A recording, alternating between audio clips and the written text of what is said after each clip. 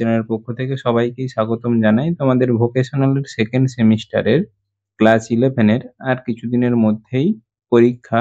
তোমাদের সেই সেকেন্ড সেমিস্টারের যদিও পর্ষদ থেকে এখনো নোটিফিকেশন বেরোয়নি, তবে আশা করছি আর কিছুদিনের মধ্যেই তোমাদের ভোকেশনালের সেকেন্ড সেমিস্টারের পরীক্ষা শুরু হয়ে যাবে। সেই ভোকেশনালের সেকেন্ড সেমিস্টারের আজকে তোমাদের রসায়নের, মূলত ইটি আর এগ্রিকালচারের, কেমিস্ট্রির, অর্গানিক কেমিস্ট্রি বা জৈব রসায়নের কিছু লাস্ট মিনিট সাজেশন প্রশ্ন তোমাদের সামনে উপস্থাপন করব। আশা করি ভিডিওটি ভালো লাগবে। ভালো লেগে থাকলে অবশ্যই চ্যানেলটি সাবস্ক্রাইব করে বন্ধুদেরকে জানাতে ভুলবে না এবং ছোট্ট একটি লাইক করতে ভুলবে না। তোমাদের সাবস্ক্রিপশন এবং লাইক আমাকে তোমাদের সামনে নিত্য নতুন ভিডিও উপস্থাপন করতে উদ্দীপনা জাগায়। এই জন্য অবশ্যই তোমাদেরকে বলবো চ্যানেলটি সাবস্ক্রাইব করে পাশে থাকা বেল আইকনটি প্রেস করতে ভুলবে না। বন্ধুদেরকে শেয়ার করে জানিয়ে দিতে ভুলবে না, যাতে তারা রসায়ন বিদ্যা সম্পর্কে আরো জ্ঞান লাভ করতে পারে। তাহলে সম্পূর্ণ ভিডিওটি দেখবে। সময় নষ্ট না করে চলে যাওয়া যাক মূল প্রশ্নের পর্বে। এই প্রশ্নগুলো আমরা পরপর দেখে নিচ্ছি, যে প্রশ্নগুলো তোমাদের 2 অথবা 3 নম্বরের থাকবে। প্রথমে নিচের প্রশ্নগুলো উত্তর লেখো। 1 দাগের প্রশ্ন, জৈব যৌগ ও অজৈব যৌগের মধ্যে পার্থক্যগুলি লেখো। 2 জৈব যৌগের ক্যাটিনেশন, সমাংশ ও পলিমারাইজেশন ধর্ম কি, এগুলো সম্পর্কে বিস্তারিতভাবে তোমাদের কিন্তু জেনে রাখতে হবে। 3 প্রশ্ন, জৈব যৌগের সমবায়তা বা সমাংশতা কাকে বলে ও এর বিভিন্ন প্রকারভেদ উদাহরণ সহ লেখো। আশা করি তোমরা প্রত্যেকেই বুঝতে পারছো প্রশ্নগুলো কিন্তু খুবই গুরুত্বপূর্ণ, এবং তোমরা যদি মডেল প্রশ্নের 3 নম্বরের প্রশ্নগুলোর উত্তর জানতে চাও, অবশ্যই কমেন্ট সেকশনে কমেন্ট করতে ভুলবে না। তোমাদের কমেন্টের অপেক্ষাতেই আমি রয়েছি। তাহলে তোমাদের সামনে 3 নম্বরের প্রশ্নগুলোর উত্তর নিয়ে হাজির হব।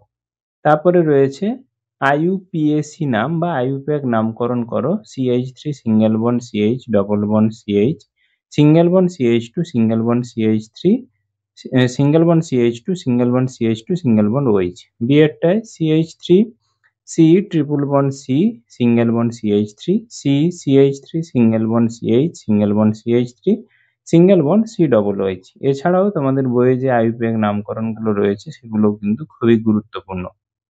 5 দাগের প্রশ্ন, প্রোপিনের সাথে হাইড্রোব্রোমিক অ্যাসিডের বিক্রিয়ায় উৎপন্ন যুত যৌগটি কি হবে? মার্কোনিফের নিয়ম দ্বারা এটি ব্যাখ্যা করতে হবে। ব্যাখ্যা করো। 6 দাগের প্রশ্ন, প্রোপিনের সাথে হাইড্রোব্রোমিক অ্যাসিডের বিক্রিয়া ও পারক্সাইডের উপস্থিতিতে উৎপন্ন দ্রুত যৌগটি কি হবে?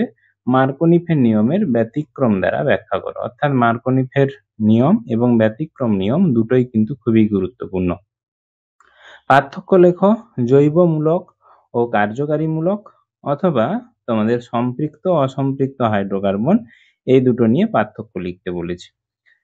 এরপরে 8 দাগের প্রশ্ন, নিম্নলিখিত রূপান্তরগুলি সম্পূর্ণ করো। মিথাইল অ্যালকোহল থেকে মিথেন। 6 দাগের প্রশ্ন, অ্যানিলিন থেকে ফেনল। গ অ্যাসিটিলিন থেকে ইথাইল অ্যালকোহল। ঘ মিথাইল অ্যালকোহল থেকে অ্যাসিটিক অ্যাসিড। অবশ্যই তোমাদের বলবো কিন্তু এই প্রশ্নগুলোর উত্তর তোমরা খাতাতে সম্পূর্ণভাবে রেডি করে রাখবে, কারণ এই প্রশ্নগুলোরই মতো হুবাহু একই রকমের প্রশ্ন পরীক্ষাতে কিন্তু আসে।